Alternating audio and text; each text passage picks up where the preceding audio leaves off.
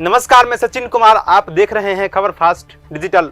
पाकिस्तान की ओर से लगातार आतंकवाद का दंश झेल रहे भारत के धैर्य को बरसों से दुनिया ने देखा।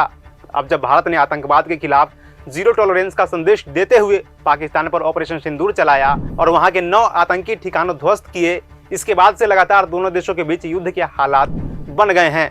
पूरी दुनिया 2 न्यूक्लियर पावर से लैस देशों की आपसी टकराहट को अच्छा नहीं मान रही है।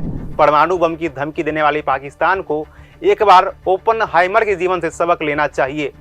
जानिए ओपनहाइमर की कहानी। जुलाई 1945 की एक सुबह न्यू मैक्सिको के रेगिस्तान में एक चमकदार रोशनी ने आसमान को चीर दिया। यह था ट्रिनिटी टेस्ट, दुनिया का पहला परमाणु विस्फोट। इस ऐतिहासिक पल के पीछे थे रॉबर्ट ओपनहाइमर, जिन्हें परमाणु बम का जनक कहा जाता है। लेकिन इस वैज्ञानिक की कहानी सिर्फ विज्ञान की जीत नहीं, बल्कि अपार पछतावे, नैतिकता के सवालों और मानवता के प्रति जिम्मेदारी की है। एक ऐसा पल भी आया जब हिरोशिमा और नागासाकी की तबाही के बाद ओपनहाइमर ने कहा, मेरे हाथ खून से सने हैं। उनकी यह बात आज भी दुनिया को झकझोरती है, खासकर तब जब भारत और पाकिस्तान जैसे परमाणु शक्ति संपन्न देशों के बीच तनाव की स्थिति बढ़ी है। भारत ने आतंकवाद के खिलाफ अपनी प्रतिक्रिया में भले ही इस बात का ध्यान रखा, लेकिन पाकिस्तान परमाणु बम की धमकी देने से बाज नहीं आता। मानवतावादी और शांतिप्रिय मुल्क कभी इस तरह की धमकी नहीं देते। उन्हें पता होता है कि आखिर ओपनहाइमर को इतना क्यों पछताना पड़ा। 22 अप्रैल 1904 को न्यूयॉर्क में जन्मे जूलियस रॉबर्ट ओपनहाइमर एक असाधारण बुद्धिजीवी थे।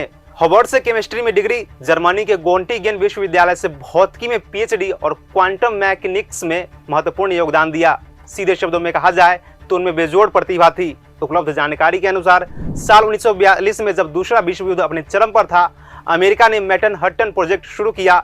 इस प्रोजेक्ट का मकसद था नाजियों से पहले परमाणु बम बना लेना। इस प्रोजेक्ट की कमान सौंपी गई वैज्ञानिक ओपनहाइमर को, जिन्होंने न्यू मैक्सिको के लॉस एलामोस में लेबोरेटरी में हजारों वैज्ञानिकों को एकजुट किया। फिर 16 जुलाई 1945 को ट्रिनिटी टेस्ट की सफलता ने इतिहास रच दिया। उस वक्त ओपनहाइमर के दिमाग में हिंदू धर्म ग्रंथ भगवत गीता की पंक्तियां गूंजी। उन्हें जैसे कोई कह रहा हो, अब मैं मृत्यु बन गया हूँ।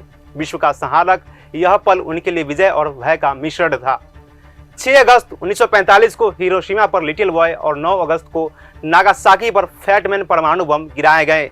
इन हमलों में करीब 2 लाख लोग मारे गए थे। इनमें ज्यादातर आम नागरिक थे। जापान ने 15 अगस्त को सरेंडर कर दिया और यहां से दूसरा विश्व युद्ध समाप्त हो गया था। इसके बाद ओपनहाइमर ने इस जीत का जश्न मनाया। फिर नागासाकी पर बमबारी की, जिसे उन्होंने सैन्य दृष्टिकोण से गैर जरूरी माना था।